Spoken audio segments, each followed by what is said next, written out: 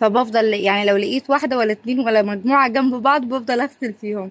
وطبعا في اللي عنده باور مثلا ممكن يرش.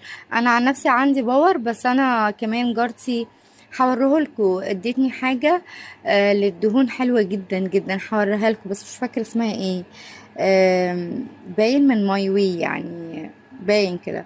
المهم فكنت ايه، طبعا انتوا متعودين عليا انا بغسل واقوم شاطفه الحاجه، ولو لقيت فيه دهن تاني بقوم غاسله تاني.